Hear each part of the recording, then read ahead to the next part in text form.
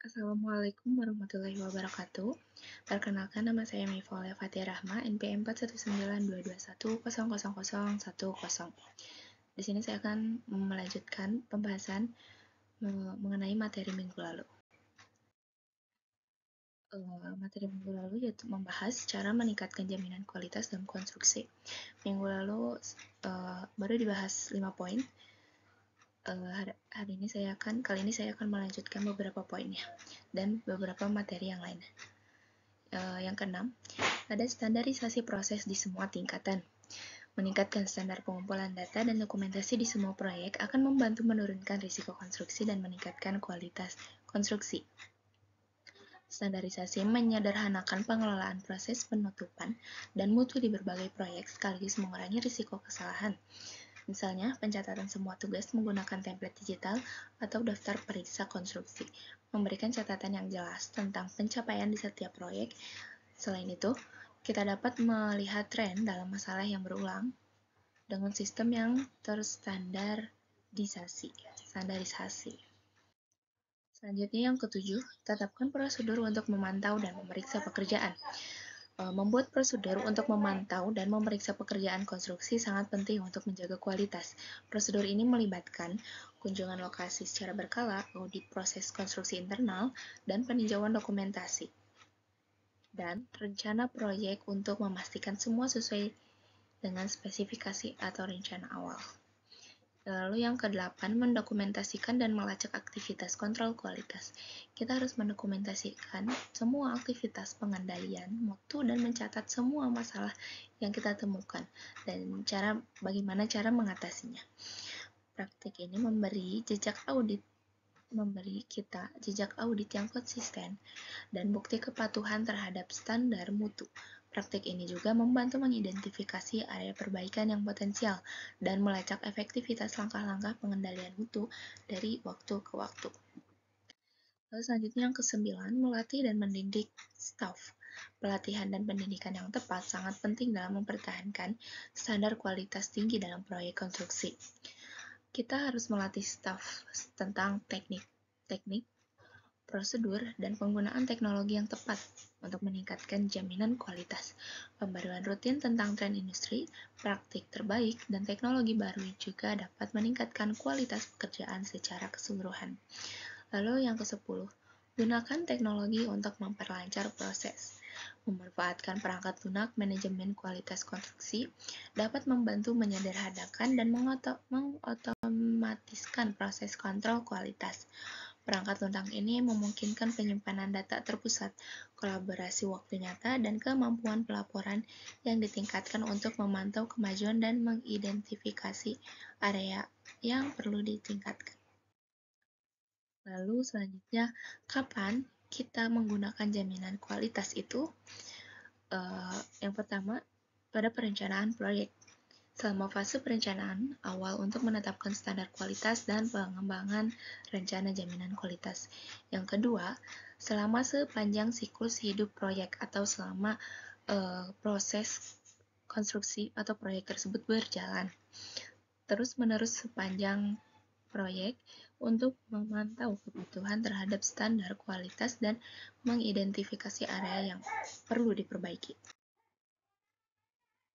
Lalu yang ketiga, sebelum tahapan kritis, yaitu sebelum tahap atau fase penting proyek, untuk memastikan standar mutu terpenuhi dan mengatasi masalah apapun sebelum melanjutkannya. Lalu yang keempat, untuk proyek berisiko yang tinggi.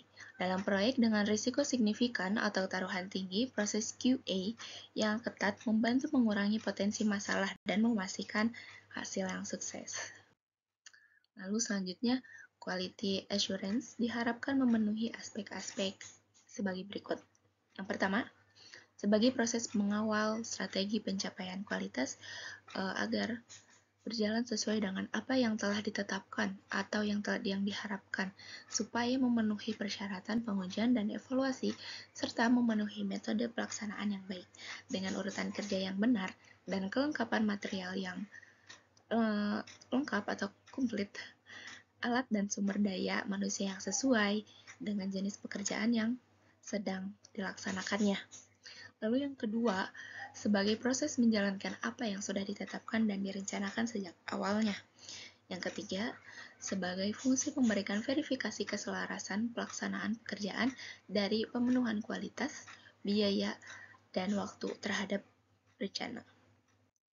Lalu yang keempat, sebagai proses identifikasi dan pencegahan atau antisipasi masalah yang mungkin timbul dari kondisi lokasi kerja, material, alat, maupun sumber daya manusianya yang ada serta melakukan evaluasi dan antisipasi problem dengan mengacu pada strategi yang telah direncanakan sebelumnya.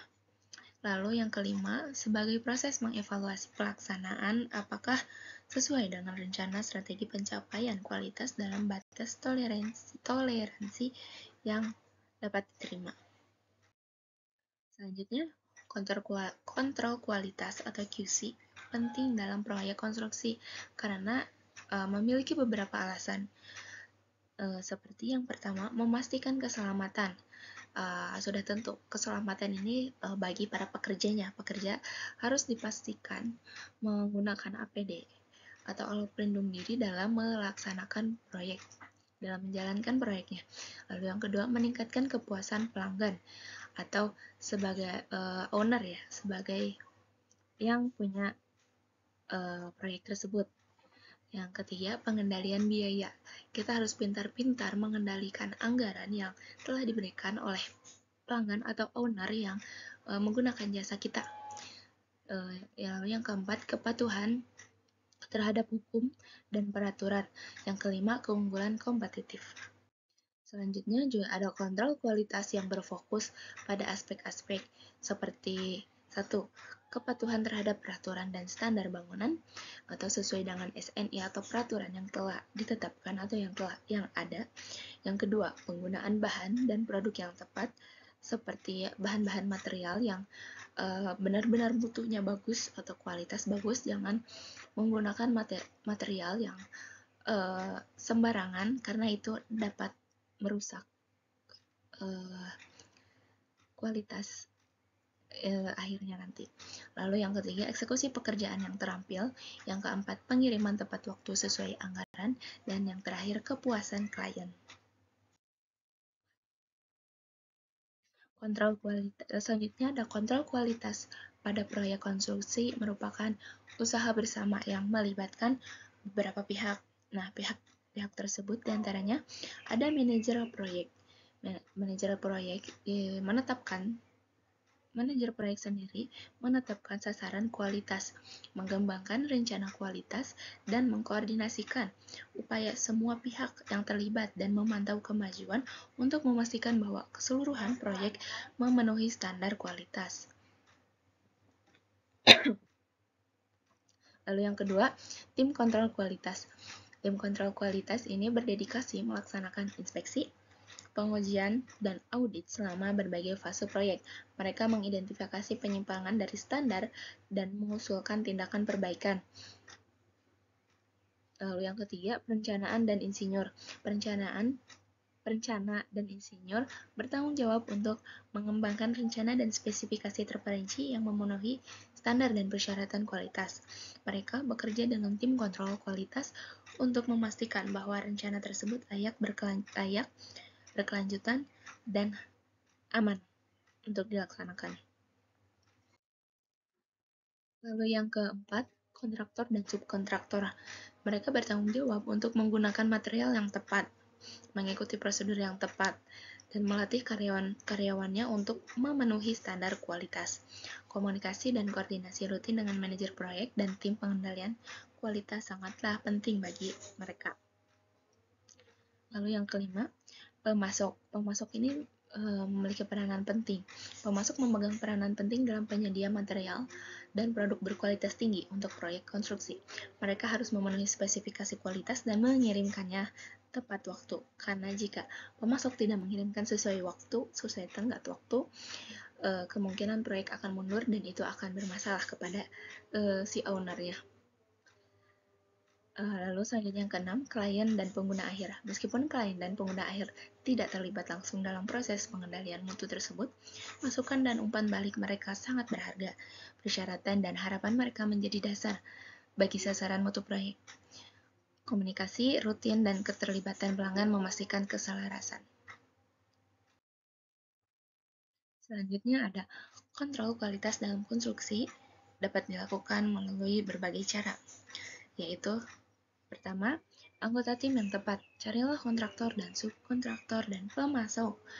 Yang paling penting itu yang berpengalaman dan memiliki reputasi baik dengan rekam jejak dalam memberikan pekerjaan yang berkualitas. Lalu yang kedua, tetapkan spesifikasi dan ekspektasi dengan jelas. Pastikan setiap orang yang terlibat memahami apa yang diharapkan dari mereka, termasuk bahan, standar, pengerjaan, dan jadwal proyek. Itu semua harus sesuai atau tepat pada sesuai dengan perencanaan awal yang telah dijanjikan antara owner dan pengguna, antara pengguna jasa dan penyedia. Lalu yang ketiga, tetapkan ekspektasi pemasok dan vendor sejak awal. Sangatlah penting untuk menetapkan ekspektasi kualitas dengan pemasok dan vendor sebelum proyek dimulai. Ini termasuk menentukan standar kualitas untuk material, jadwal pengiriman, dan detail relevan yang lainnya. Lalu selanjutnya ada memilih material yang sesuai. Material yang berkualitas sangat penting untuk mencapai kontrol kualitas dalam konstruksi. Pastikan semua material memenuhi standar yang ditentukan dan dikirim tepat waktu. Selanjutnya, pastikan keselamatan dan kepatuhan. Keselamatan sangatlah penting dalam menjaga kontrol kualitas. Pastikan semua pekerja mengikuti protokol keselamatan dan mematuhi kode dan peraturan bangunan.